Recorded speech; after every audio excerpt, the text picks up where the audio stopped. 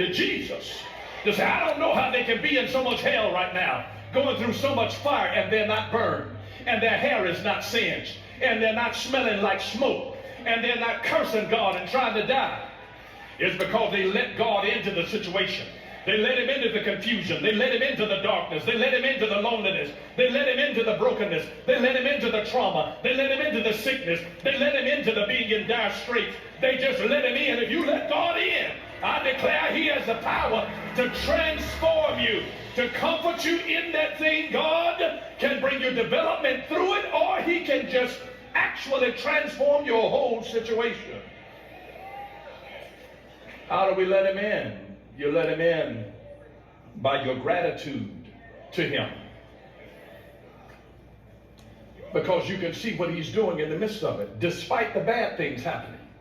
It's just having a little gratitude. Notice the Apostle Paul in 2 Corinthians chapter 4 and verse 8 and 9. We are pressed on every side by troubles, but we are not crushed.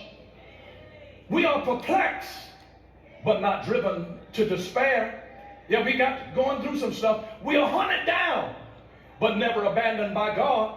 We get knocked down, but we are not destroyed. Remember, I've always taught you that the most important part always follows the but. We are pressed on every side by troubles, but we are not crushed. We are perplexed, but we are not driven to despair. We are hunted down, but never abandoned by God. We get knocked down, but we are not destroyed. The most important part always follows the but. Here's the secret here to it, is that as your gratitude increases, your awareness of God being with you increases.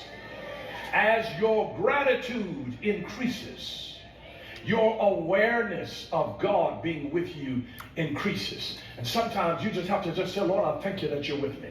Lord, I thank you. Lord, I see your hand. Lord, I'm thankful that I've got some food on my table today. I thank you, Lord, that I have not lost my mind. I may not be as strong as I used to be. I may not have as much as I used to have. But Lord, I thank you. If you can just look and see the hand of God. If you can see God's hands in little things, you'll be able to see his hands in big things. I just challenge you today that I don't care about your Lodabar.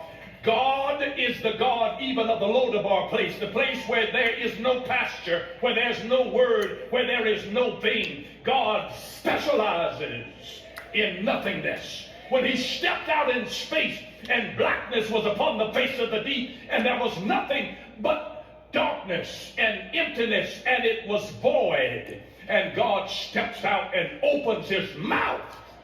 And when God begins to open